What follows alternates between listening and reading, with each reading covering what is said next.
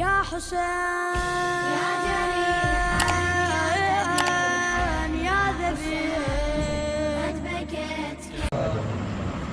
اعوذ باللہ من الشیطان الرجیم بسم اللہ الرحمن الرحیم الحمد للہ الذی ہدانا لہذا وما كنا لنہتدی لولا ان ہدانا اللہ لقد جاءت رسل ربنا بالحق الصلاة والسلام والتحیۃ والاکرام مولا الکونین جد الحسن والحسین نبی القاسم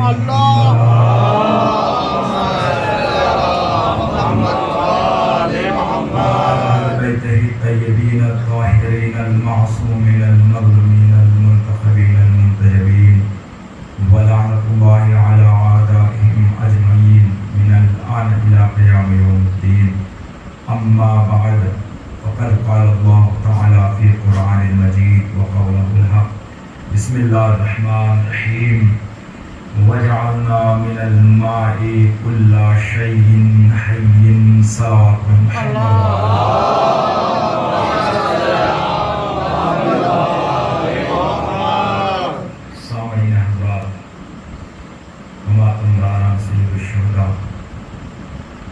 بجا بکھری ہوئی دعائے سیدہ سلام اللہ علیہ تمام تعریفیں اس پروردگار عالم کے لیے کہ جو رحمان بھی ہے رحیم بھی ہے کہ جو پروردگار عالم کبیر بھی ہے اکبر بھی ہے کہ جو پروردگار عالم عالم بھی ہے علیم بھی ہے وہ پروردگار جو ستار القیوب بھی ہے غفار الذنوب بھی ہے وہ پروردگار کی جو گناہوں کی پردہ پوشی کرنے والا ہے اور گناہوں کو بخشنے والا ہے اور اس کی تعریفوں کے بعد اس کی حمد و ثنا کے بعد ہم شکر ادا کرتے ہیں بی بی زینب سلام اللہ علیہا کا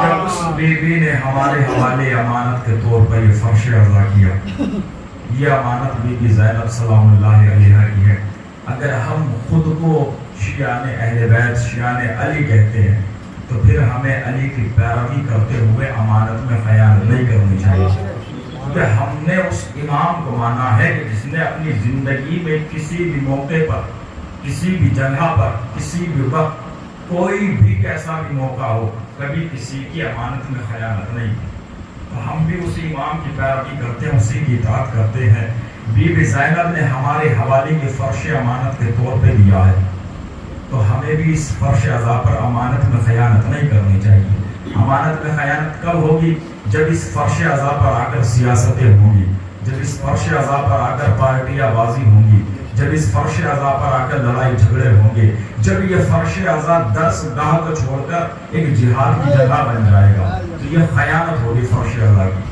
یہ فرش عزا ہمیں درس گاہ کے طور پر دیا گیا ہے تو جس طریقے سے ہم تک منتقل ہوتے ہوئے آیا ہمارا بھی یہی فریضہ ہے کہ ہم اپنی نسلوں تک اسی طریقے سے پہنچائے جس طریقے سے ہم تک آیا اس میں امانت میں خیانت نہ کریں بی بی زینب کا شکر ہے کہ یہ فرش عزا جیسی نعمت ہمارے حوالے کی ہم سب کا عقیدہ ہے کہ یہ فرش عزا وہ جگہ ہے کہ جہاں پر تمام انبیاء تشریف لاتے ہیں تمام انبیاء ہی نہیں بلکہ تمام ملائکہ تشریف لاتے ہیں یہ فرش عزا وہ جگہ ہے یہاں پر جبرائیل بھی آتے ہیں یہاں پر میکائیل بھی آتے ہیں یہاں پر ملک الموت بھی آتا ہے جب ہم نے تاریخوں میں پڑھا کہ یہ فرش عزا وہ جگہ ہے کہ یہاں پر ملک الموت بھی آتا ہے تو ہم گھبرا گئے کہ پروردگار ملک الموت تو وہ فرشتہ ہے کہ جس کا نام سنتے ہی انسان گھبرا جاتا ہے انسان پریشان ہو جاتا ہے انسان گھبرانے لگتا ہے تو کہہ رہا ہے ہم نے اس فرش پر جبرائیل کو بھیجا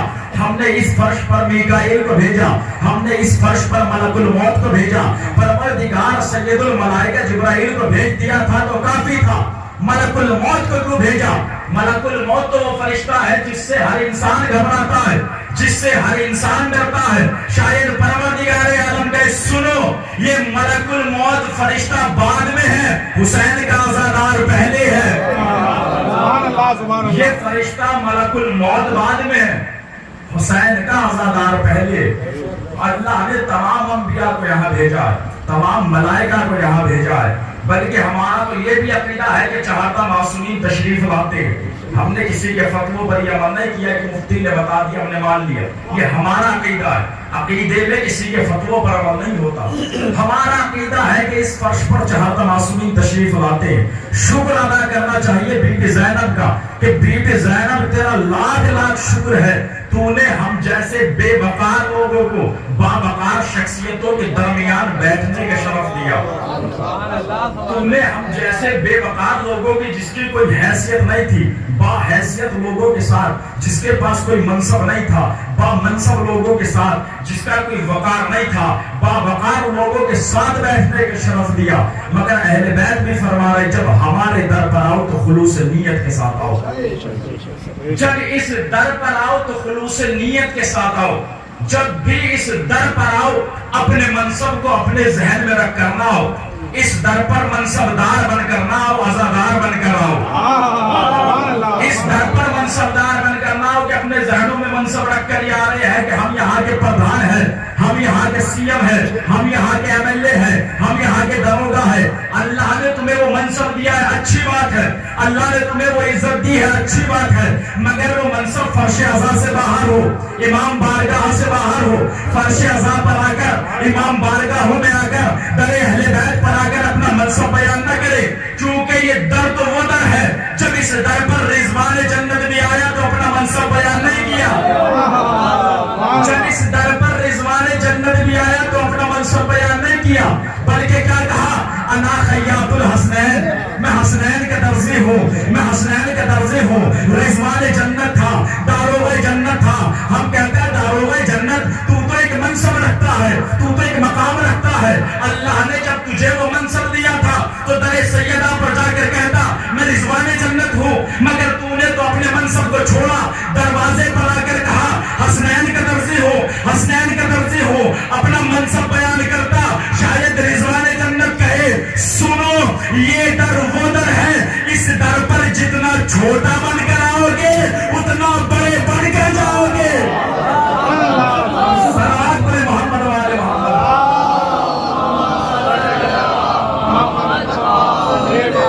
اس در پر آ کر اپنا منصب اپنے ذہن میں نہ رکھے، اس در پر آئے تو صرف اور صرف عزادار بن کر، اگر اپنا مقدر بنانا ہے، اپنی تقدیر بنانی تو اس در پر عزادار بن کر آؤ۔ الاعمال بالنیت، اعمال کا دار و مدار نیت پر ہے۔ پروردگار کا شکر ہے، حمد و ثنا ہے، اس کے بعد اہل بیت کا شکر ہے، بی بی زینب کا شکر ہے کہ یہ فرش عزا ہمارے حوالے کیا۔ میں نے جو آپ کے سامنے آیت پڑھی ہے وہ سورہ انبیاء آیت نمبر 30، اور انشاءاللہ یہ میری گفتگو کا عنوان آج جو ہے وہ حضرت عباس ہے، اور فضائل کے ابتدا سے لے کر مصائب کے آخر تک مولا عباس کا تذکرہ۔ مولا عباس ایک واحد وہ شخصیت ہے جو مولائے کائنات کو بھی ماننے کے بعد ملی ہے۔ مولائے کائنات نے اپنی زندگی میں اپنے لیے کبھی کچھ نہیں مانگا، جو بھی مانگا ہے دوسروں کے لیے مانگا، کبھی اپنے لیے کچھ نہیں مانگا، اگر مانگا ہے تو صرف عباس کو۔ میں نے جس آیت کا پیش کیا آپ کے سامنے، اللہ اس میں فرما رہا ہے وَجَعَلْنَا، اور ہم نے قرار دیا، من الماء، پانی سے، کل شیء، ہر چیز کی، حی، زندگی کو، ہم نے قرار دیا ہر چیز کی زندگی کو پانی سے۔ سورہ انبیاء آیت نمبر 30 ترجمہ لا کر دیکھ لیجئے، ایک لفظ کا آپ کے سامنے ترجمہ ہو چکا ہے، وَجَعَلْنَا، ہم نے قرار دیا، یعنی قرار کس نے دیا؟ اللہ نے۔ اللہ نے جہاں بھی لفظ جعلہ رکھا ہے وہاں جعلہ کے معنی اللہ کہہ رہا ہے قرار دینے والے ہم ہیں، قرار دینے والے تم نہیں ہو، قرار دینے والے ہم ہیں۔ اللہ نے متعدد جگہوں پہ جعلہ رکھا ہے، بسم اللہ الرحمن الرحیم، انی جاعل فی الارض خلیفہ، ہم روئے زمین پر ایک خلیفہ قرار دینے والے ہیں، یعنی قرار دینے والے ہم ہیں، قرار دینے والے تم نہیں ہو۔ اللہ نے جناب ابراہیم کے لیے فرمایا اے ابراہیم ہم نے تمہیں لوگوں کا امام بنایا، ہم نے تمہیں لوگوں کا امام قرار دیا، یعنی لوگوں کا امام ابراہیم کو ہم نے نہیں بنایا بلکہ اللہ نے بنایا ہے۔ جہاں بھی جعلہ آیا ہے وہاں قرار دینے والا خدا ہے۔ اب آئیے غدیر کے روز ہم بھی ایک جملہ پڑھتے ہیں، جب مصافحہ کرتے ہیں، گلے ملتے ہیں تو کیا جملہ پڑھتے ہیں؟ بسم اللہ الرحمن الرحیم الحمدللہ الذی جعلنا من المتمسکین بولایت علی ابن ابی طالب. تمام تعریفیں اس پروردگار عالم کے لیے. الحمدللہ الذی، تمام تعریفیں اس خدا کے لیے. الحمدللہ الذی جعلنا، جس نے ہمیں قرار دیا.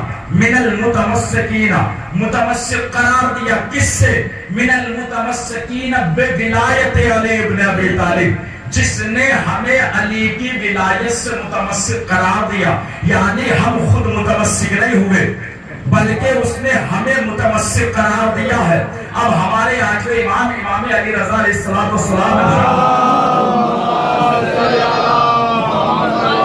آخری امام ارشاد فرماتے ہیں کہ جو ہمارے چاہنے والے ہیں، ہمارے شیعہ ہیں، ان کی تعداد معین ہے. روز اول سے لے کر روز آخر تک ہمارے شیعوں کی تعداد معین ہے. نہ ایک کم ہوگی نہ ایک زیادہ ہوگا.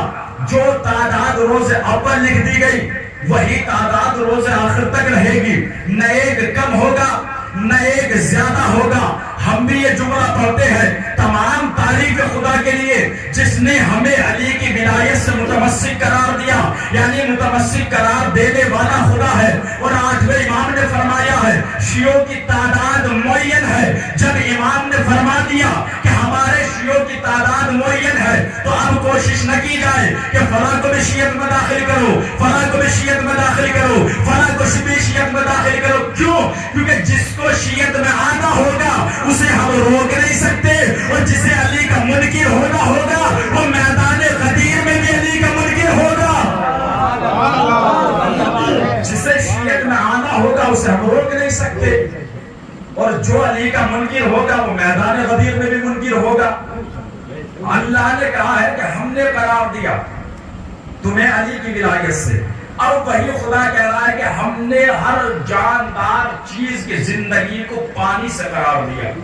ہر جاندار چیز، وہ تو لفظی ترجمہ بھی خلاصہ آیت کا سمجھ لیجئے. اللہ کہہ رہا ہے کہ روئے زمین پر جتنی بھی جاندار چیزیں ہیں وہ سب پانی سے زندہ ہے. ترجمہ آپ کے ذہنوں میں. اب آئیے مولا عباس کی طرف چلتے ہیں. مولا عباس کے آپ نے بہت القاب سنے ہوں گے، سکائے سکینہ، غازی، غضنفر. اور مولا عباس کا ایک لقب یہ ہے القابض. مولا عباس کو جو لقب ملے ہیں، ابھی تمہیدی گفتگو ہے آپ سے سن رہے ہیں، انشاءاللہ جب نتیجہ آئے گا تو اس طریقے سے نہ بیٹھیں گے. مولا عباس کو جو لقب ملے ہیں ایسے لقب نہیں دے دیے کہ بچپنے میں ہی سارے لقب مل گئے، یہ لقب بھی تمہارا، یہ لقب بھی. جو سکائے سکینہ لقب ملا ہے وہ جب ملا جب مولا عباس سکین وہ مشکیزے کو لے کر گئے. جب مولا عباس کو قمر بنی ہاشم کا لقب ملا تو جنگ صفین کے میدان میں ملا. جب مولا عباس کو ابو الفضل عباس ملا تو جب ملا جب وہ جناب فضل کے والد بنے، یعنی ابو الفضل عباس فضل کے والد. جب مولا عباس کو لقب ملا باب الحوائی تو یہ لقب اس لیے ملا کیونکہ مولا عباس اپنی زندگی میں بہت خیرات کرتے تھے. جو بھی مسکین، فقیر، یتیم مانگنے ان کے در پر آتا تھا یا انہیں راستے میں ملتا تھا مولا اسے خالی ہاتھ نہیں آنے دیتے تھے. اس وقت مولا عباس کو لقب ملا باب الحوائج، یعنی ایسا در جو تمام مرادوں کو پوری کرنے والا ہے.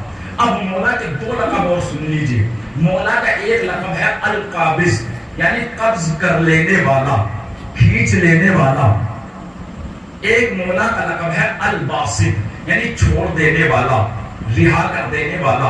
یہ لقب مولا کو کب ملے؟ آپ نے سنا ہے کہ جب مولا عباس نہر کے کنارے پہنچے، نہر فرات پہ پہنچنے کے بعد جب اپنے گھوڑے کو کہا کہ تم پانی پی لو تو گھوڑے نے منع کر دیا. پھر اس کے بعد مولا نے چلو بھر پانی کو اٹھایا. یہ ہم نے سنا ہے، تاریخ میں بھی یہی لکھا ہے، مورخ بھی، ہر خطیب یہی پڑھتا ہے. مگر جا کر دیکھ لیجئے مولا عباس نے جو چلو بھر پانی اٹھایا تھا وہ چلو بھر پانی نہیں تھا، بلکہ تمام دنیا میں جتنا بھی پانی تھا اس پانی کی روح کو مولا نے کھینچ لیا تھا، مولا نے جکڑ لیا تھا، مولا نے قبض کر لی تھی. یعنی مولا نے تمام دنیا کے پانی کی روح کو قبض کر لیا تھا. مولا کا وہاں پر لقب ملا القابض، قبض کر لینے والا، کھینچ لینے والا، جکڑ لینے والا، پکڑ لینے والا. جب پانی مولا عباس کے ہاتھوں میں تڑپنے لگا مولا عباس نے اس چلو بھر پانی کو نہر فرات میں پھینک دیا، یعنی رہا کر دیا، آزاد کر دیا، چھوڑ دیا. اب مولا کو لقب ملا الباسط، چھوڑ دینے والا. اب یہ لقب آپ کے ذہن میں ہے, ان لقب کے معنی بھی آپ کے ذہن میں ہے. القابض یعنی کھینچ لینے والا. جب وہ پانی کو پکڑا تھا تو پانی کی روح کانپنے لگی تھی, تڑپنے لگی تھی کہ مولا مجھے چھوڑ دیجئے. مولا نے چلو بھر پانی کو واپس دریا میں پھینک دیا, واپس فرات میں پھینک دیا. مولا کا لقب ملا الباسط. اب قرآن کی طرف آئیے, اللہ کہہ رہا ہے ہم نے ہر جاندار چیز کی زندگی کو پانی سے قرار دیا. ہر جاندار چیز پانی سے زندہ ہے. یعنی اللہ کہہ رہا ہے یہ حیوانات پانی سے زندہ, یہ انسانات پانی سے زندہ. اور صرف حیوانات یا انسانات نہیں, آدم بھی جاندار ہے, آدم بھی پانی سے زندہ. موسیٰ بھی جاندار ہے, موسیٰ بھی پانی سے زندہ. عیسیٰ بھی جاندار ہے, عیسیٰ بھی پانی سے زندہ. یعنی تمام انبیاء پانی سے زندہ. اب ایک جملہ کہہ دو, یعنی جو تمام زندگانی کو, جو تمام زندہ چیزوں کو زندہ رکھے اسے پانی کہتے ہیں, اور جو پانی کو زندگی دے اسے عباس. جو کائنات کی جاندار چیزوں کو زندہ رکھے اسے پانی کہتے ہیں. جو پانی کو زندہ کرے, جو پانی کو زندگی دے اسے عباس کہتے ہیں. پانی تڑپ رہا ہے. کون عباس؟ وہ عباس جسے علی نے اپنی دعاؤں میں مانگا. کیا کہہ رہے ہیں؟ اے پروردگار مجھے ایک ایسا بیٹا عطا کر جو مجھ جیسا ہو, جو مجھ جیسا ہو. کس لیے مانگ رہے ہیں؟ تاکہ حسین کی مدد کر سکے, حسین کا ناصر بن کر آئے. اب آ گئے مولا عباس 4 شعبان سن 26 ہجری. 4 شعبان سن 26 ہجری کو مولا مدینہ منورہ میں پیدا ہوئے. اب جب مولا عباس پیدا ہوئے علی کے گھر میں, لوگ دیکھ رہے ہیں, تمام بیویاں حیران ہے, تمام لوگ حیران ہے کہ کیسا بچہ ہے جو پیدا ہوا ہے, نہ آنکھیں کھولتا ہے, نہ روتا ہے, نہ باتیں کرتا ہے, نہ گفتگو کرتا ہے, نہ دودھ پیتا ہے. ہر انسان پریشان تھا, ہر بیویاں پریشان تھی, گھر والے پریشان تھے. نہ جانے کیسا بچہ ہے جو باتیں نہیں کرتا, نہ جانے کیسا بچہ ہے جو روتا بھی نہیں, نہ جانے کیسا بچہ ہے جو دودھ بھی نہیں پیتا. مگر ہم نے دیکھا جب مولا حسین گھر کے اندر داخل ہوئے, عباس کو اپنے ہاتھوں پر اٹھایا. اب عباس نے باتیں بھی کی ہے, عباس نے دودھ بھی پیا ہے, عباس نے ہاتھوں کو اٹھا کر حسین کو سلام بھی کیا ہے. میں نے کہا آخر وجہ کیا ہے؟ جب تک حسین نہیں آئے تھے نہ عباس باتیں کر رہے تھے, نہ عباس دودھ پی رہے تھے, نہ عباس گفتگو کر رہے تھے. مگر جیسے حسین نے اپنی آغوش کو اٹھایا, عباس نے گفتگو بھی کی, عباس نے سلام بھی کیا. اگر یہ دیکھنا ہے کہ اس کی وجہ کیا ہے تو آئیے 13 رجب کو دیکھتے ہیں. ہم نے 13 رجب کو دیکھا, فاطمہ بنت اسد ہے, خانہ کعبہ ہے, علی کی ولادت ہے. علی ہے جو نہ باتیں کرتے ہیں, نہ روتے ہیں, نہ گریہ کرتے ہیں, نہ دودھ پیتے ہیں, نہ گفتگو کرتے ہیں. بیویاں پریشان ہے, کیسا بچہ ہے جو نہ بات کرتا ہے, نہ گفتگو کرتا ہے. 3 دن تک پریشان ہے. اب 3 دن کے بعد جیسے رسول اللہ خانہ کعبہ کے اندر آئے, علی کو ہاتھوں پر اٹھایا, علی نے سلام بھی کیا, علی نے باتیں بھی کی, اور علی نے رسول سے کہا بھی یا رسول اللہ قرآن سناؤ, یا رسول اللہ توریت سناؤ, یا رسول اللہ زبور سناؤ, یا رسول اللہ انجیل سناؤ. یعنی اس کا مطلب یہ ہے جب تک حسین نہیں آئے تھے عباس نے گفتگو نہیں کی, جب تک نبی نہیں آئے تھے علی نے باتیں نہیں کی. اس کی وجہ یہ ہے جو جس کا ناصر بن کر آتا ہے اسی کی آغوش میں گفتگو کرتا ہے.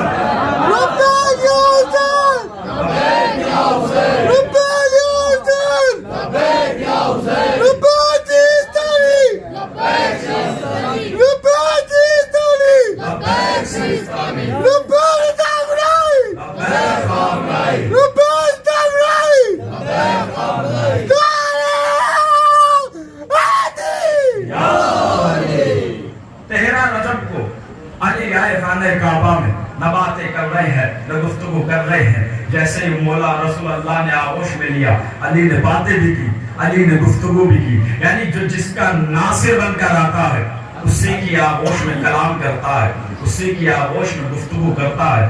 علی نبی کے ناصر بن کر آئے, اس لیے نبی کے ہاتھوں پر جا کر گفتگو کی. عباس حسین کے ناصر بن کر آئے, اس لیے حسین کے ہاتھوں پر آ کر گفتگو کی. علی مانگ رہے ہیں پروردگار ایسا بیٹا جو کربلا کے میدان میں حسین کے کام آئے.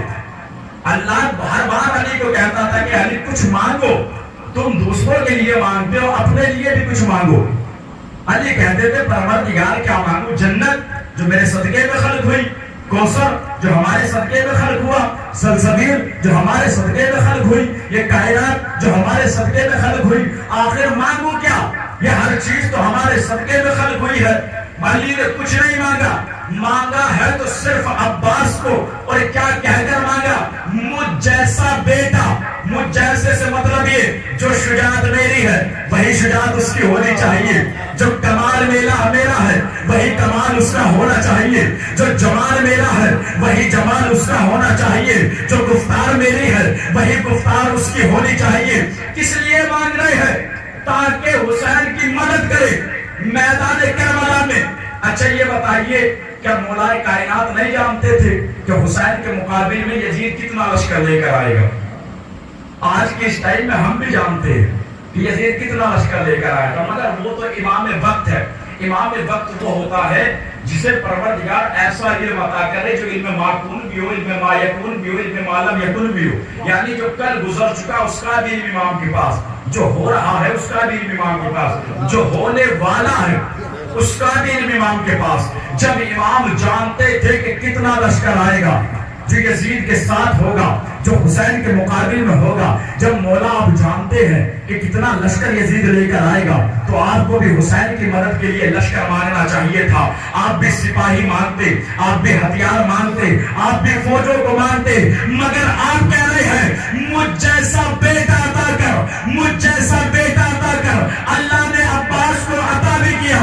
کیسا بیٹا؟ مولا عباس کو کیوں مانگ رہے ہیں؟ مولا مانگتے تو سپاہی کو مانگتے، فوجوں کو مانگتے۔ شاید علی کہ سنو تم میرے عباس کی شجاعت کو نہیں جانتے، میں عباس کو اس لیے مانگ رہا ہوں تاکہ یزید کا 9 لاکھ کا لشکر ایک طرف ہوگا، حسین کا عباس ایک طرف ہوگا۔ میں اپنے جیسے شجاعت مانگ رہا ہوں، مجھ جیسے شجاعت والا بیٹا۔ جانتے ہیں کہ جو میرا جیسی شجاعت ہوگی وہ حسین کی طرف ایک، اور اس کے مقابل میں چاہے لاکھ ہوئے کیوں نہ ہو، اس کا لاکھوں کا لشکر ایک طرف، میرا عباس ایک طرف۔ مجھ جیسا مانگ رہے ہیں، مجھ جیسا عطا کر۔ اللہ نے دیا بھی علی کے جیسا۔ تاریخ جا کر دیکھ لیجئے، مولا کائنات کی شہادت کے بعد تاریخ میں ملتا ہے جب عباس مدینے میں نکلا کرتے تھے تو لوگ اپنی دکانوں کو بند کر لیتے تھے تاکہ عباس کے چہرے کی زیارت کی جائے۔ جو بھی علی کی زیارت کا مشتاق ہوتا تھا وہ عباس کی زیارت کے لیے اپنی دکانوں کو بند کر لیتا تھا، اپنے گھر سے باہر آتا تھا تاکہ عباس کے چہرے کی زیارت کر لی جائے۔ اللہ نے علی کو ایسا بیٹا دیا جو کمال میں علی جیسا تھا، جو جمال میں علی جیسا تھا، جو شجاعت میں علی جیسا تھا، جو کمالات میں علی جیسا تھا۔ اگر علی میں اور عباس میں فرق تھا تو صرف اتنا، علی کل ایمان ہے، عباس کل وفا ہے۔ اگر علی اور عباس میں فرق تھا تو صرف اتنا، علی کل ایمان، عباس کل وفا۔ اگر دونوں میں فرق ہے تو صرف اتنا، علی باب نبوت، عباس باب امامت۔ اللہ نے تو ایسا بیٹا دیا جو شجاعت میں علی جیسا، جو کمالات میں علی جیسا، جو چہرے میں علی جیسا، جو صورت میں علی جیسا، جو کمالات میں علی جیسا۔ اگر علی اور عباس میں فرق تھا تو صرف اتنا فرق تھا، علی اللہ کا شیر، عباس علی کا شیر۔ ایسا بیٹا دیا۔ صلوات پڑھیں محمد والے محمد۔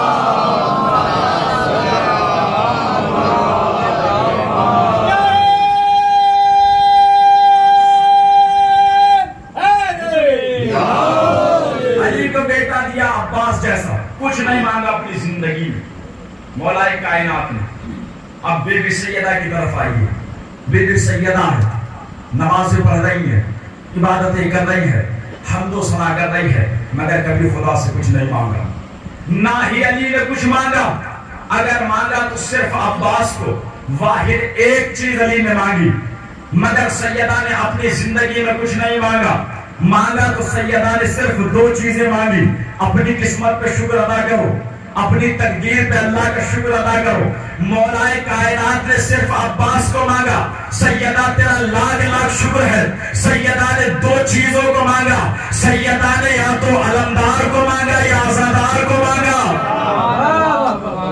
سیدہ نے یا تو علمدار کو مانگا یا عزادار کو مانگا. اور شکر ادا کرو جناب عباس کا اور جناب زینب کا. تمہارا لاکھ لاکھ شکر ہے. اگر کربلا کے میدان میں عباس نہ ہوتے, زینب نہ ہوتی, تو جو امام حسین کہہ کر نکلے تھے نانا کے دین کو بچاؤں گا, نانا کا دین بچ بھی جاتا مگر کربلا میں ہی رہ جاتا. آج گھر گھر نہ پہنچتا. اگر یہ گھر گھر پہنچا ہے تو عباس, سید سجاد, جناب زینب, ان تینوں شخصیتوں نے اس دین کو بچایا ہے, اس دین کو پھیلایا ہے, اس دین کو گھر گھر تک پہنچایا ہے. آپ دیکھ رہے ہیں ہم علم اٹھا رہے ہیں. جناب عباس کا شکر ادا کرو. اگر اس کائنات میں عباس نہ ہوتے تو یہ علمداری نہ ہوتی, زینب نہ ہوتی تو عزاداری نہ ہوتی. عباس نے علمداری کو بچایا, زینب نے عزاداری کو بچایا. عباس کی وجہ سے آج یہ علمداری زندہ ہے, زینب کی وجہ سے یہ عزاداری زندہ ہے. مولا عباس کو مانگ رہے کس لیے کہ میرے گھر میں علم ہے تو میرے علم کا وارث بھی کوئی ہونا چاہیے, اور علم کا وارث بنے بھی عباس. علم دیا بھی گیا عباس کو, مگر کیا یہ ڈائریکٹ جو اسلام کا علم تھا وہ ڈائریکٹ عباس کو ملا؟ ڈائریکٹ عباس کو نہیں ملا. سب سے پہلے یہ علم ملا ہے جناب حمزہ کو, مگر منصب اور صاحب منصب میں جو رشتہ ہوتا ہے وہ دہلیز حیات تک ہوتا ہے. جب تک وہ زندہ ہے, جب تک اس کا منصب زندہ ہے. اگر کوئی انسان گاؤں کا پردھان ہے تو وہ گاؤں کا پردھان اس وقت تک رہے گا جب تک زندہ ہے. جیسے ہی فوت ہو جائے گا اس کا منصب بھی اس کے ساتھ ختم ہو جائے گا. یعنی منصب صاحب منصب تک زندہ رہے گا. جب تک صاحب منصب زندہ ہے اس کا منصب بھی زندہ ہے. سب سے پہلے اسلام کا علم ملا ہے حمزہ کو. حمزہ نے علم اٹھایا, حمزہ علمدار بنے, مگر حمزہ کے بعد یہ علم پہنچا جعفر طیار کے پاس. جیسے ہی یہ علم, جیسے ہی یہ منصب جناب جعفر طیار کے پاس پہنچا, اب دنیا میں کوئی بھی حمزہ کو علمدار نہیں کہتا, کیونکہ اب یہ منصب جناب جعفر طیار کے پاس آ گیا. اب جب جعفر طیار کے بعد یہ علم آیا حیدر کرار کے پاس, اب جیسے علی کو علم ملا, علی علمدار بنے. علی علمدار اس وقت تک رہے جب تک علم علی کے پاس رہا, مگر جب یہ علم میدان کربلا میں عباس کو دیا گیا, عباس علمدار بنے. اب عباس کی شہادت کو دیکھ لیجئے, عباس کی شہادت کب ہوئی, کب عباس علمدار بنے. مگر واحد عباس وہ ہے جس کا منصب آج بھی زندہ ہے. اب دنیا کے کسی بھی کونے میں, کسی بھی بستی میں, کسی بھی علاقے میں, کسی بھی گلی میں, کسی بھی گھر میں, کسی بھی مکان میں, کسی بھی امام بارگاہ میں علم کوئی بھی اٹھائے, علمدار عباس ہی ہے. علم کوئی بھی اٹھائے اب علمدار عباس ہی ہے. واحد عباس جن کا منصب آج بھی زندہ ہے علمداری کا. علم علی کو بھی ملا, علم عباس کو بھی ملا.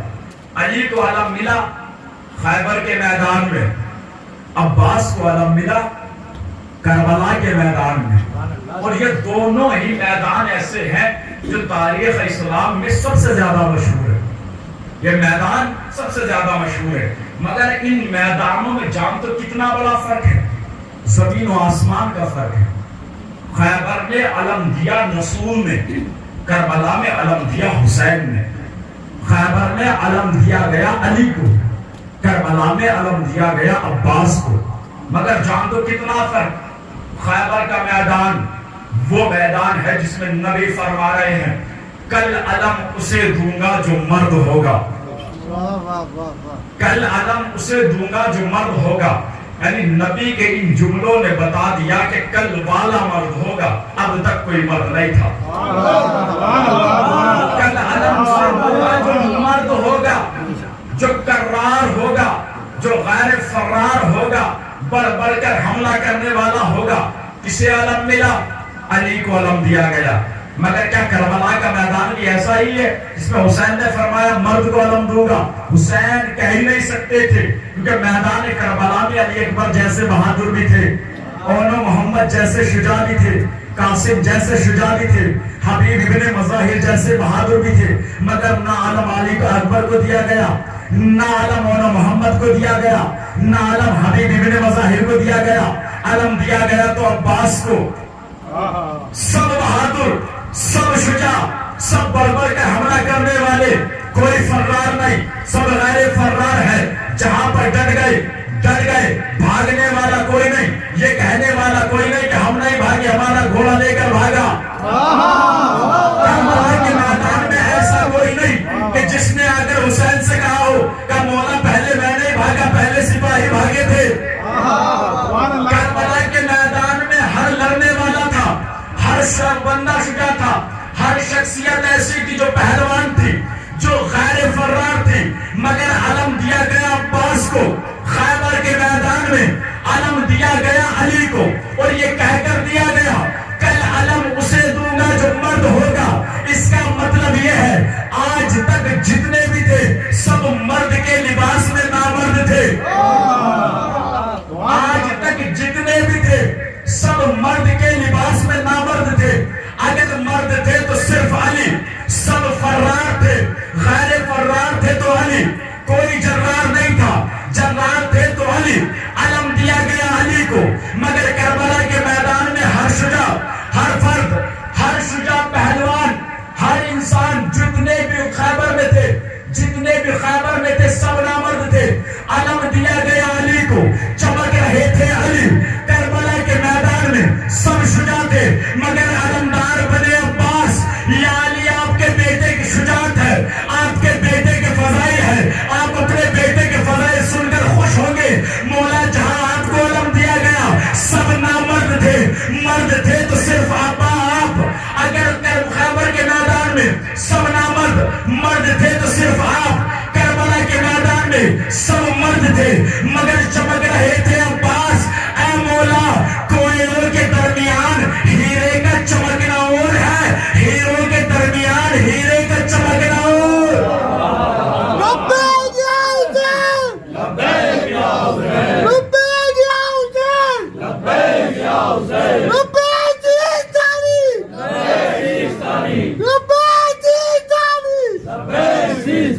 لبیک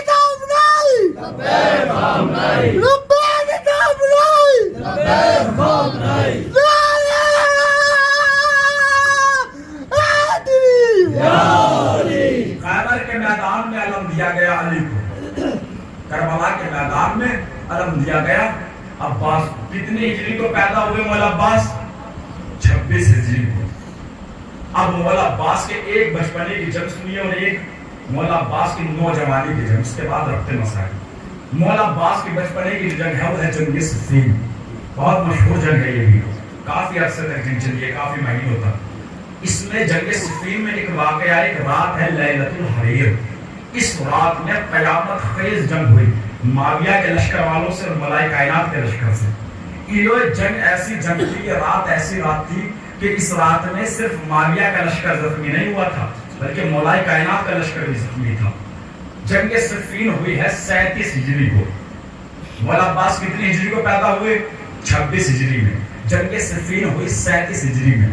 کتنی عمر مولا عباس کی؟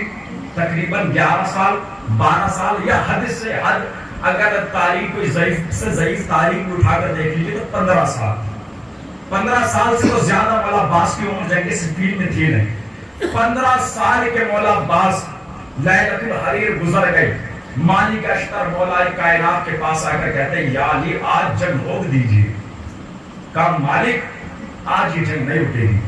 کہا مولا ہمارا لشکر بھی زخمی ہے، اگر جنگ نہیں رکے گی تو پھر لڑے گا کون؟ کم سے کم اتنی مہلت تو دی جائے جو ہمارے چوٹ لگی ہے، جو ہم زخمی ہوئے ہیں ہم پٹی کر لیں۔ کہا مالک آج یہ جنگ نہیں رکے گی۔ کہا مولا پھر لڑے گا کون؟ کہا مالک آج میرا بیٹا لڑے گا۔ ایک جیسے مولا کائنات نے کہا کہ آج میرا بیٹا لڑے گا۔ ایک طرف سے مولا حسن کھڑے ہوئے، کہا بابا اجازت ہے؟ کہا بیٹا حسن بیٹھ جاؤ۔ دوسری طرف سے مولا حسین کھڑے ہوئے، کہا بابا اجازت ہے؟ کہا بیٹا بیٹھ جاؤ۔ مولا عباس کھڑے ہوئے، کہا مولا اجازت ہے؟ بابا اجازت ہے؟ کہا ہاں بیٹا جاؤ۔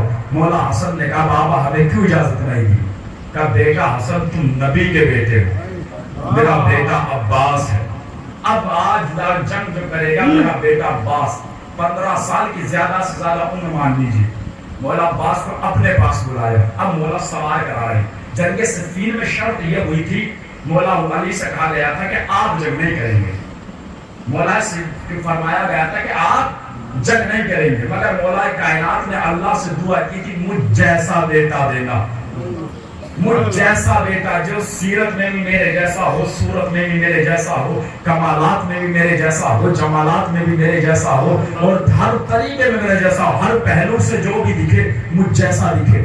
اب عباس کو اپنے پاس بلایا، اپنے سر کا ماما اتارا، عباس کے سر پر رکھا، اپنی ردا اتاری، عباس کو پہنائی، اپنی نالین اتاری، عباس کو پہنائی، اپنی تلوار نکالی، عباس کو دی۔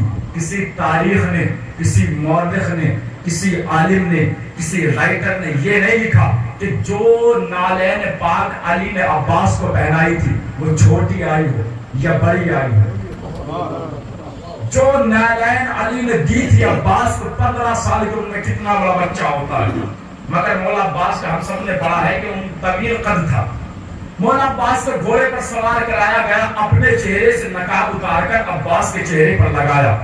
اب جیسے ہی جناب عباس صفین کے میدان میں پہنچے، عباس کو جیسے امیر معاویہ کے لشکر میں آتے دیکھا، سب سمجھ رہے تھے کہ علی میدان میں آ رہے ہیں، جبکہ علی نے وعدہ کیا ہے کہ علی میدان میں نہیں آئیں گے۔ اب جیسے مولا عباس میدان میں آئے، میمنہ کو میسرہ پر الٹا، میسرہ کو میمنہ پر الٹا، قلب لشکر کو مارا۔ امیر شام کے لشکر میں یہ افواہ ہے کہ علی میدان میں آ گئے، علی میدان میں آ گئے۔ اب عمر آس ابن شواشہ جو اس وقت کا سب سے بڑا پہلوان تھا، اتنا بڑا پہلوان کہ وہ ایک وقت میں 40 پہلوانوں سے لڑا کرتا تھا اور سب کو مات دے دیا کرتا تھا، اس کی شجاعت کی اتنی تعریف۔ ابن شاسا کو بلایا، بلانے کے بعد کہا ابن شاسا تم دیکھ رہے ہو علی میدان میں آئے ہیں، تم جتنی قیمت کہو گے، جتنی رقم کہو گے ہم دینے کو تیار ہے، تم جا کر علی کو قتل کر دو۔ ابن شاسا کہتا ہے عمر آس کہ تو جانتا نہیں میں ایک وقت میں 40 لوگوں سے لڑتا ہوں، اگر میں یکو تنہا علی کے سامنے چلا گیا تو لوگ میرا مذاق بنائیں گے کہ 40 پہلوانوں سے لڑنے والا علی کے مقابل میں گیا ہے، تنہا علی کے مقابل میں۔ عمر آس میرے 4 بیٹے ہیں، وہ 4 بیٹے جا کر علی کو قتل کر دیں گے۔ ابن شاسا سے عمر آس نے کہا ٹھیک ہے، اپنے 4 بیٹوں کو بھیج، دیکھتے نہیں کہ علی نے قیامت برپا کر رکھی ہے، ہمارے لشکر کو بھگا دیا، ہمارے لشکر میں کوہرام ہے کہ علی آئے ہے، علی آئے ہے۔ اب عباس کی شجاعت سنیے، اب ابن شاسا کا ایک بیٹا گیا، عباس سے جا کر جنگ کی، سمجھ رہے ہیں کہ علی ہے، جیسے وہ جنگ کرتا رہا مولا عباس وار روکتے رہے، مولا عباس نے وار کیا، 2 حصوں میں تقسیم کیا، ویسے ہی 2 حصوں میں تقسیم کیا جیسے 2 حصوں میں تقسیم علی کرتے تھے۔ اب دوسرا بیٹا گیا، اسے بھی 2 حصوں میں تقسیم کیا، اب تیسرا بیٹا گیا، اسے بھی 2 حصوں میں تقسیم کیا، اب چوتھا بیٹا گیا، اسے بھی 2 حصوں میں تقسیم کیا۔ اب جیسے 4 بیٹے قتل ہو گئے، 4 بیٹے واصل جہنم ہو گئے، امیر شام کا لشکر چلانے لگا وارے علی پہلے کو مارا، وارے علی دوسرے کو مارا، وارے علی تیسرے کو مارا، وارے علی چوتھے کو مارا۔ جب وہ چلا رہے تھے عمر آس خیمے سے نکلا، نکلنے کے بعد اپنے لشکر والوں کو دیکھا اور دیکھنے کے بعد ایک غضبناک لہجے میں کہا ارے تمہارا دماغ خراب ہو گیا ہے، تم ہماری طرف ہو یا علی کی طرف، تم ہماری طرف ہو یا علی کی طرف، جو اس کی فضیلتیں بیان کر رہے ہو۔ اب ابن شاسا نے سنا کہ اس نے 4 بیٹوں کو قتل کر دیا، ابن شاسا گھوڑے پر سوار ہوا، علی مولا عباس کے مقابل میں آیا۔ ابن شاسا بھی یہی سمجھ رہا ہے علی جنگ کر رہے ہیں۔ ابن شاسا نے تلوار نکالی، نکالنے کے بعد کہا اے علی میں نے سنا تھا تو بہت شجاع ہے، مگر میں یہ چاہتا تھا کہ تجھ سے جنگ کی جائے اور تجھے قتل کیا جائے، آج بہت دنوں بعد موقع ملا ہے، آج تجھے قتل کروں گا۔ جیسے عباس نے یہ سنا کہ یہ ہمیں علی سمجھ رہا ہے، مولا عباس نے نقاب کے پیچھے سے کہا اے ابن شاسا میں علی نہیں میں ابن علی ہوں، میں علی نہیں میں ابن علی ہوں۔ ہم اس خاندان کے ہیں جو کسی کو دھوکے میں نہیں رکھتے، تو اس دھوکے میں نہ رہنا کہ میں علی ہوں۔ ابن شاسا نے کہا ٹھیک ہے تم علی نہیں ابن علی ہو، پہلے تمہیں قتل کرو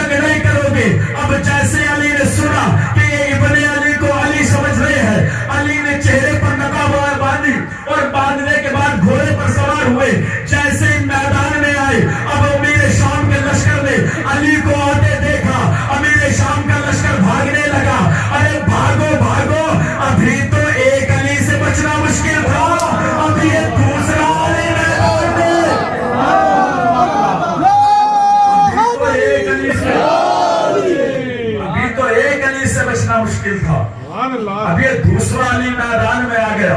مولا کائنات عباس کے پاس آئے, چہرے سے نقاب اتارنے کے بعد کہا امیر شام یہ علی نہیں, یہ ابن علی ہے. حاضر قمر بنی ہاشم, یہ قمر بنی ہاشم ہے, یہ بنی ہاشم کا چاند ہے.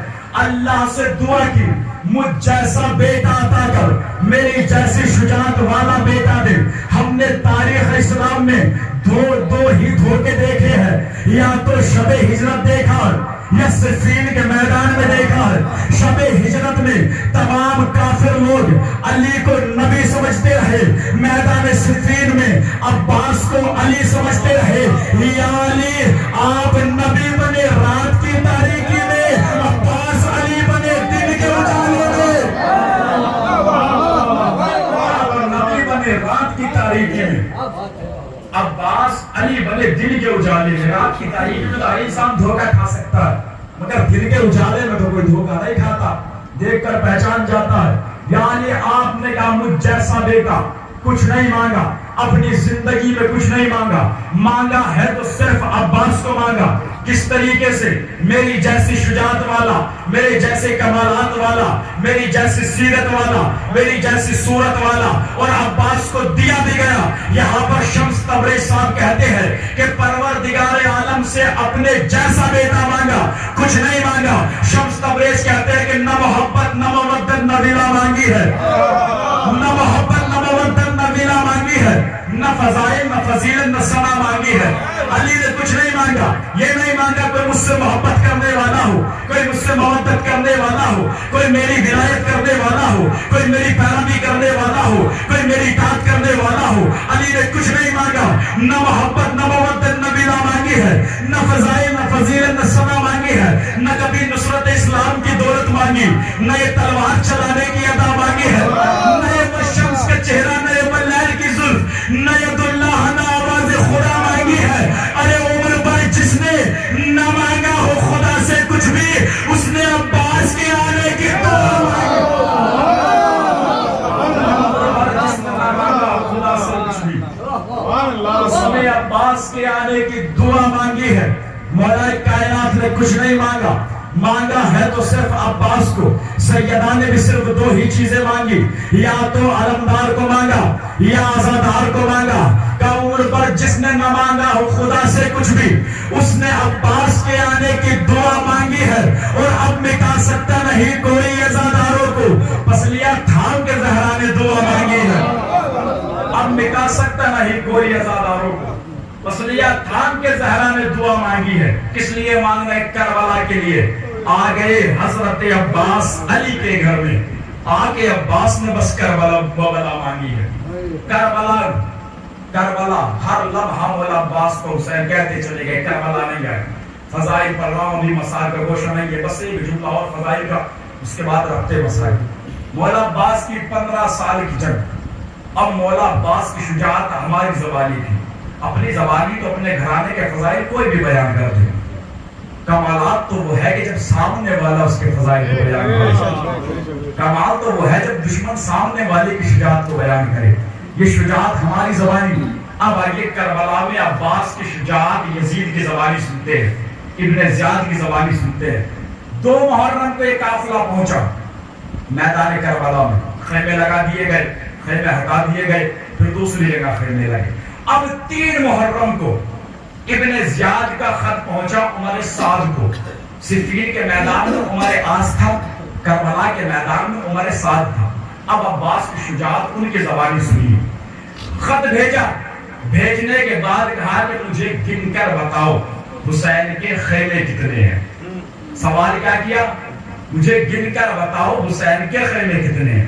عمر سعد کو خط ملا, عمر سعد نے خط کو دیکھا, دیکھنے کے بعد کہا ہمارے پاس 9 لاکھ کا لشکر جمع ہو چکا ہے.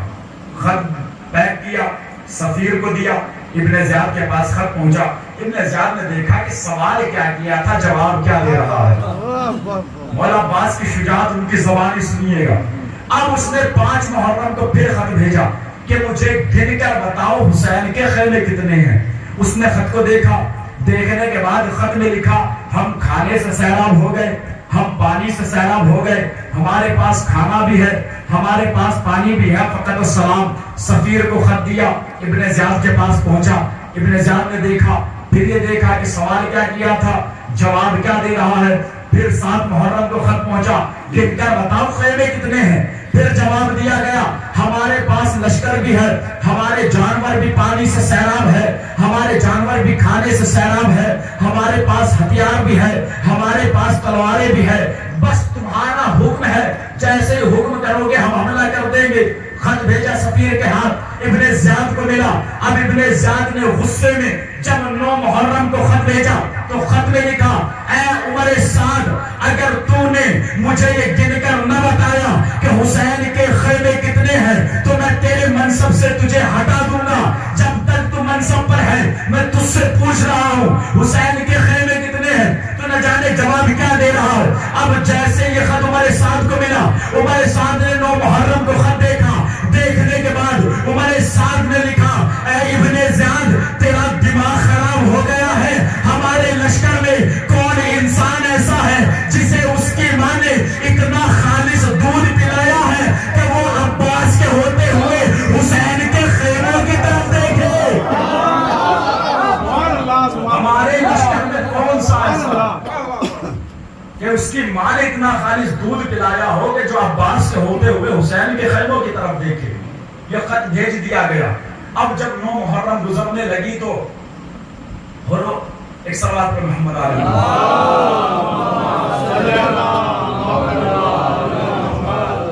9 محرم گزر گئے، مولا عباس کی شجاعت، مولا عباس کو مانگا گیا ہے کربلا کے لیے، مولا کائنات کربلا کے لیے مانگ رہے، وہ شجاعت مجھ جیسے، وہ کمالات مجھ جیسے، اور وہ شجاعت بھی دی گئی۔ عباس کے دل میں بھی ایک تمنا تھی، کربلا، کربلا، ہر لمحہ، ہر مقام پر، ہر گھڑی عباس کی تلوار یہ کہہ کر حسین نے نیام میں رکھوائی ہے، عباس ابھی کربلا نہیں آئے۔ جب ولید کے دربار میں گئے تھے، عباس نے تلوار کو نکالا تھا، مولا نے کیا فرمایا، عباس ابھی کربلا نہیں آئے۔ جب جناب مسلم کی شہادت کی خبر مولا حسین کو ملی تو دیکھا دارالامارہ میں لٹکایا جا رہا تھا، مولا نے کہا کہ آقا مجھے اجازت دے دیجئے، کہا عباس ابھی کربلا نہیں آئے۔ مگر جب 2 محرم کو خیمے نصب کر دیے گئے اور یزید کا لشکر خیموں کو ہٹانے کے لیے آیا، عباس نے غیظ میں تلوار کو نکالا۔ اب عباس بھی جانتے ہیں کہ یہ کربلا ہے اور حسین بھی جانتے ہیں کہ عباس کو روکنے والا کوئی نہیں ہے۔ اب جیسی تلوار کو نکالا، مولا حسین جناب زینب کے پاس آئے کہ زینب ابھی تیرا بھائی قیامت نہیں چاہتا، اے زینب میں جانتا ہوں عباس کو ہر لمحہ کہتے ہوئے آیا ہوں ابھی کربلا نہیں آئی، مگر اب کربلا آ گئی، اب عباس میرے کہنے سے نہ رکے گا، اے زینب عباس سے کہو کہ تلوار کو نیام میں رکھ لے۔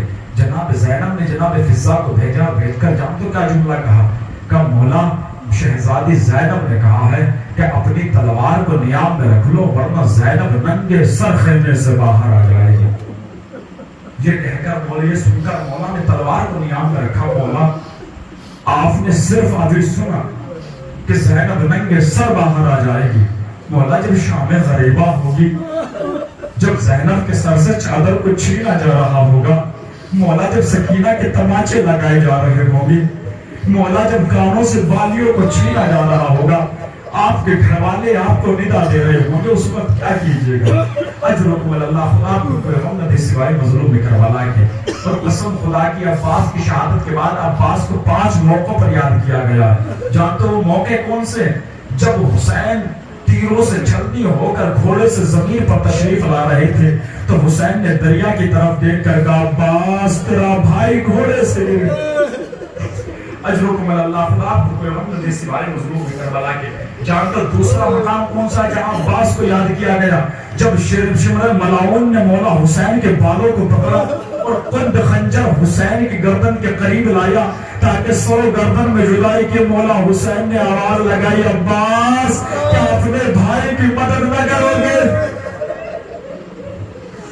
اجرکم اللہ، اللہ خدا کو کوئی غم نہ دے سوائے مظلوم کربلا کے. تیسرا مقام جانتے جہاں عباس کو آواز لگائی جب شام غریبہ میں خیموں کو جلا دیا گیا, جب شام غریبہ میں سکینہ کے دامن میں آگ لگی, سکینہ جلتے ہوئے دامن کو لے کر فرات کی طرف گئی اور جاتے ہوئے کہہ رہی تھی چچا عباس سکینہ کے دامن میں آگ لگی. چوتھا مقام جانتے ہو کیا ہے؟ چوتھا مقام جب سید سجاد کا بستر جلایا گیا, سید سجاد فرماتے چچا عباس آپ کے بھتیجے کا بستر جلا دیا گیا. اور پانچواں مقام جانتے کون سا ہے؟ جہاں پر عباس کو 2 بار آواز لگائی گئی. ارے جب شام غریبہ میں خیمے جلا دیے گئے, شمر ملاور نیزہ لے کر زینب کے پاس آیا اور نیزے سے چادر کو اتارا. تمام بیویوں نے نہر فرات کی طرف دیکھا اور دیکھنے کے بعد کہا عباس ہماری چادر کے سہارے, عباس ہمارے سروں سے چادر چھین. اجرکم اللہ خدا پہ کوئی غم نہ دے سوائے مظلوم کربلا کے. عباس ہماری چادر کے نگہبان, عباس ہماری چادر کے نگہبان, عباس ہمارے سر سے چادروں کو چھینا جا رہا ہے. 5 مقامات پر عباس کو یاد کیا گیا. اجرکم اللہ. آج یہ 40 کا مہینہ ہے نا, شہداء کربلا کا چہلم منایا گیا. قسم خدا کی جب چہلم کا دن ہوتا ہے, جو چہلم کا وقت ہوتا ہے, اس وقت چہلم منانے والا کوئی نہیں تھا. اگر تھے تو سب زندان میں تھے. اس وقت انہیں کفن دینے والا کوئی نہیں تھا. ہر انسان زندان میں تھا, ہر گھر والے زندان میں تھے, تمام اسیر تھے, تمام قیدی تھے. جب سید سجاد کو یزید نے بلایا اور بلانے کے بعد کا سجاد ہم نے تمہیں آزاد کر دیا, اب تمہاری مرضی ہے, تم چاہے یہیں پر رہو یا مدینے واپس چلے جاؤ. یہ کہہ کر جیسے ہی سجاد کو بھیجا, سید سجاد کے پاس جیسے ہی گلے سے خاردار جو لگا ہوا تھا, خاردار توق کو کاٹنے والا جیسی توق کے قریب آیا, اس نے توق کو کاٹا, وہ کاٹتے وقت بے ہوش ہو گیا. جب اسے ہوش میں لایا گیا اور اس سے پوچھا گیا کہ آخر تو بے ہوش کیوں ہوا تھا, تو اس نے کہا جو خار تھے اس توق میں, وہ خار سید سجاد کے گلے میں بے وست ہو چکے تھے. اجرکم اللہ. جب اس خاردار توق کو اس نے کاٹا تو وہ بے ہوش ہو گیا. ذرا شہزادی زینب سے پوچھئے کہ اس نے سجاد کے زخموں کو کیسے دیکھا. لیکن انسان کو مسائل نہیں رلاتے, صرف تصور ہوتا ہے. تصور کیجئے گا. بس آخری بات اور اس کے بعد ختم دعا. مولا آپ جانتے ہیں مولا عباس کا کتنا طویل قد تھا. مولا عباس کے تاریخ میں آپ نے پڑھا ہوگا کہ جب مولا عباس گھوڑے پر سوار ہوتے تھے تو ان کے قدم خط کھینچا کرتے تھے. اتنا طویل قد. مگر جانتے ہو قیامت کب گزری؟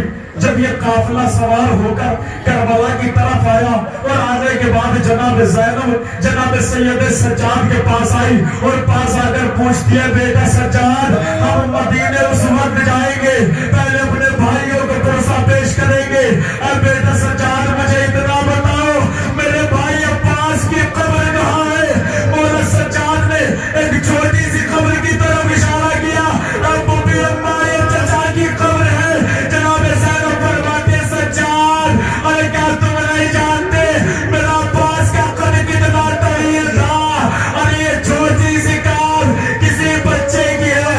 مولا فرماتے ابو بھی اماں ارے میں بھی جانتا ہوں. ابو بھی اماں میرے چچا کا لاشا دریا کے کنارے پڑا رہا, اور جو بھی اجزا میرے چچا کا پکڑ کر اٹھانا چاہا اس اجزا نے جسم کو چھوڑ دیا. میرے چچا کا ذہن میرے چچا کا بدن ٹکڑوں میں تقسیم ہو گیا.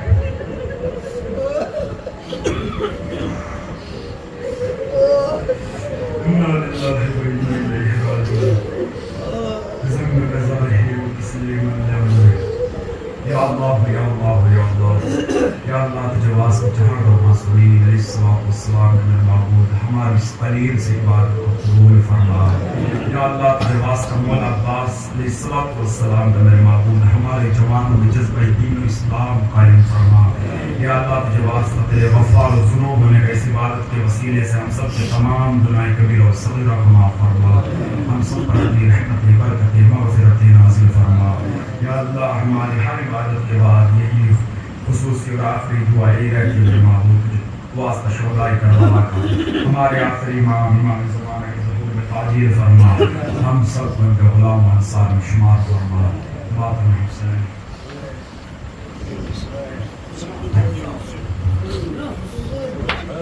يا حسين